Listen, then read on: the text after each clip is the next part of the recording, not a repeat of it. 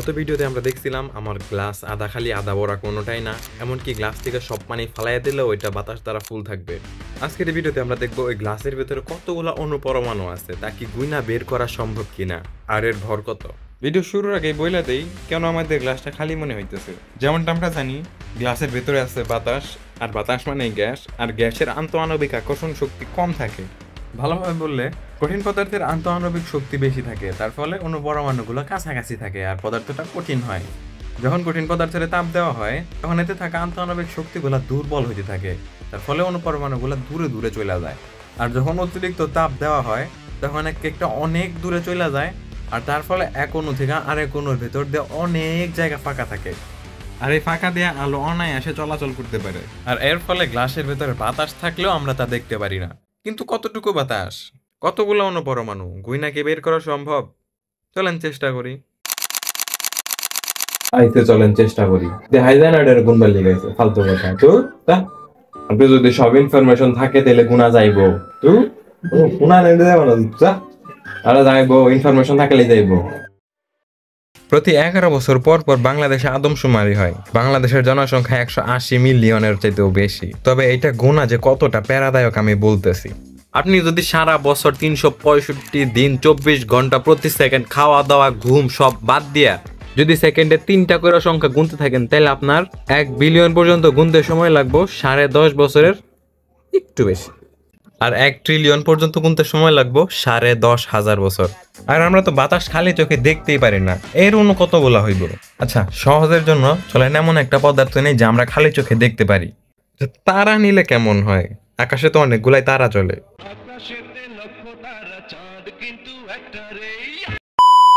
লক্ষ তারা একদমই না।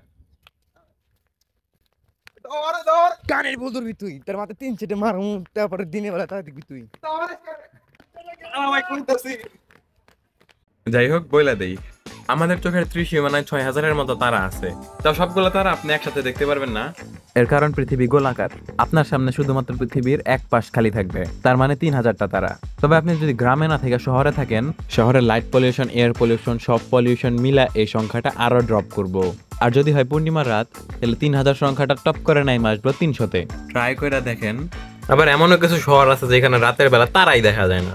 এখন আপনার মনে একটা প্রশ্ন আসতে পারে, ভাই গানের মধ্যে তো চোখে দেখা যায় এমন তারার কথা বলা হয়নি, বলা হয়েছে মহাবিশ্বে কতগুলা তারা আছে সেই কথা, রাইট? সেখানেও ভুল আছে রে বাবা, সেখানেও ভুল আছে। আমাদের গ্যালাক্সি মানে মিল্কি ওয়ে গ্যালাক্সিতে সর্বমোট 300 থেকে 400 বিলিয়নের মতো তারা আছে। আরো যে বাকি মিলিয়ন মিলিয়ন হিউজ যে গ্যালাক্সি আছে এগুলো তো বাদই দিলাম। তাই বলা যায় লক্ষ্য তারার কনসেপ্টের মধ্যে একটুখানি ঘাপলা আছে। তাইলে এখন কি বলবো, গানের মধ্যে ভুল আছে? আরে না ভাই, গানের মধ্যে ভুল নাই। গানের একটা অর্থ আছে, একটা ইমোশন আছে, তাই গানের কোনো ভুল হইতে পারে না। Let's back to the main point. যেহেতু আমাদের চারপাশে বায়ুমণ্ডল আছে, আর সেই বায়ুমণ্ডলের সামান্য একটা অংশ আমার গ্লাসের ভেতরে চলে আসছে, সেহেতু বলা যায় বায়ুমণ্ডলের বাতাসের যে ঘনত্ব থাকবে আমার গ্লাসের ভেতরে সেই সেম ঘনত্ব থাকবে। আর বায়ুমণ্ডলের যেসব গ্যাস থাকবে আমার গ্লাসের ভেতরে সেই সেম গ্যাস থাকবে। এখন বায়ুমণ্ডলের ঘনত্ব হইল গিয়া 1.225 কেজি পার কিউবিক মিটার। এটা আমার আরেক মজার জিনিস। সহজ কথায় বললে, আমরা যদি 1 মিটার দৈর্ঘ্য, 1 মিটার প্রস্থ আর 1 মিটার উচ্চতার কোনো এক পাত্র কনসিডার করি, তাহলে এর ভেতরে যে জায়গাটুকু আছে এর মধ্যে 1.225 কেজি বাতাস থাকবে। গত পর্বে আমরা দেখছিলাম আমাদের গ্লাসের আয়তন 0.000472 কিউবিক মিটার, আর এইটুকু জায়গায় বাতাস থাকবে 0.5782 গ্রাম। এখন বায়ুমণ্ডলে কি কি গ্যাস আছে? বায়ুমণ্ডলে 78.08% নাইট্রোজেন আর 20.94% অক্সিজেনের অণু আছে। আর এই দুইটারে যোগ করলে হয়ে যাইতেছে 99%-এর চাইতে বেশি। বাকি 1%-এর মধ্যে অনেকগুলা অণু একসাথে মিলে আছে। এই 1% বাদ দেই, এই এতগুলা অণুর লেগে এত প্যারা নিয়ে লাভ নাই, ওইটা পরে ডিসকাস করে নেওয়া যাইব। এখন যদি আমরা হিসাব করি তাহলে অক্সিজেনের ভর পাবো এইটা, আর নাইট্রোজেনের ভর পাবো এইটা। এখন আমাদের বুঝতে হবে গ্রাম আণবিক ভর। এখন নাইট্রোজেনের গ্রামাণবিক ভর 28 গ্রাম পার মোল, আর অক্সিজেনের গ্রামাণবিক ভর 32 গ্রাম পার মোল। এটা আবার আরেকটা মজার জিনিস। সহজ কথায় বললে, যদি আমরা কোনো পাত্রের মধ্যে 32 গ্রাম অক্সিজেন নেই, তাইলে এই পাত্রের মধ্যে 1 মোল সংখ্যক অক্সিজেনের অণু থাকবে। এখন আমাদের গ্লাসে তার 1 মোল পরিমাণ অক্সিজেন নাই, আছে আরো কম, তাই 32 গ্রাম অক্সিজেনে হয় 1 মোল, সুতরাং এত গ্রাম অক্সিজেনে হয় 0.003 মোল। ঠিক তেমনি 28 গ্রাম নাইট্রোজেনে হয় 1 মোল, আর এত গ্রামে হয় 0.0142 মোল। এখন দুইটা যোগ করলে হয় 0.0175 মোল। এখন প্রশ্ন হইল, সবই তো বুঝলাম, কিন্তু মোল জিনিসটা আবার কি? খায় না মাথায় দেয়? প্যারা নাই চিল, আমি বুঝাই দিতেছি। এক হালি ডিম মানে 4টা ডিম, 1 ডজন ডিম মানে 12টা ডিম, আর অ্যাভোকাডো সংখ্যক ডিম হইল এতগুলা ডিম, 60, 22, 20টা শূন্য। এটার আরেকটু সহজ করে লেখা যায়, সেটা হইলো 6.022 × 10⁻23। একটা ছোট্ট গল্প বলি। ইতালির তুরিন শহরের এক বিজ্ঞানী, যার নাম লরেনজো রোমানিও অ্যামিদো কার্লো অ্যাভোগাড্রো, তার নাম না তার 14 গোষ্ঠীর নাম কেরা জানে, দেখ নাম ম্যাটার না, ইনি সর্বপ্রথম এই সংখ্যারে আমাদের সবার মাঝখানে পরিচয় করাইয়া দিছিল। তাই এনার সম্মানার্থে এই সংখ্যার নাম দেওয়া হয়েছে অ্যাভোগাড্রোর সংখ্যা। এই সংখ্যার মানে হইলো, আপনি যদি 1 মোল অণুপরমাণু নেন, তাইলে তার মধ্যে এই এতগুলা সংখ্যক পরিমাণ অণু বা পরমাণু থাকবো।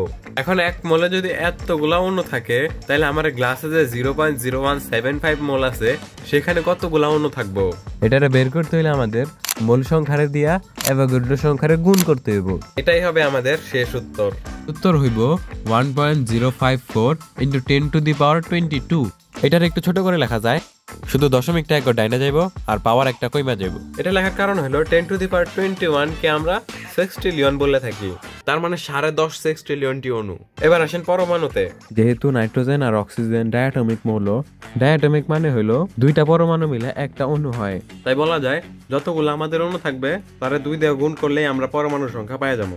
এখন আমাদের অণুর সংখ্যা গুণ 2 সমান 21.08 × 10⁻21। তার মানে 21 সেক্সটিলিয়নটি পরমাণু। ওহ, উত্তর পেয়ে গেছি। Case solved. Right? Not really, কারণ এতক্ষণ আমি ভুল হিসাব বলতেছিলাম। মনে আছে আমরা 1% অণু বাদ দিয়ে দিছিলাম? এটা অনেক কম পরিমাণে হইলেও অনেকখানি পার্থক্য তৈরি করে। আরেকটা ঘাপলা হইলো, আমাদের গ্লাস পারফেক্টলি সিলিন্ডার না, এর উপরের দিক মোটা আর নিচের দিক সরু, আর গ্লাসের ভেতরেও এবড়ো থেবড়ো। যদি সেম আয়তনের পারফেক্ট সিলিন্ডার নেওয়া হয়, তাহলে আমরা হিসাব করে যে অণু পরমাণুর সংখ্যাটা বের করলাম, সেই সেম পরিমাণ অণু পরমাণুর সংখ্যা দিয়ে গ্লাসটা অলওয়েজ ফুল থাকবে। আচ্ছা, গ্লাসের ভিতরে তো অণু পরমাণুগুলো বের করলাম, তাহলে এমন কি কোনো উপায় আছে যাতে আমরা এই গ্লাস থেকে সবগুলো অণু পরমাণু বের করে দিতে পারবো? এই বিষয়ে হতে চলেছে পরের ভিডিও, দেখার জন্য আমন্ত্রণ রইল। এখানে ভিডিও শেষ করছি, ধন্যবাদ।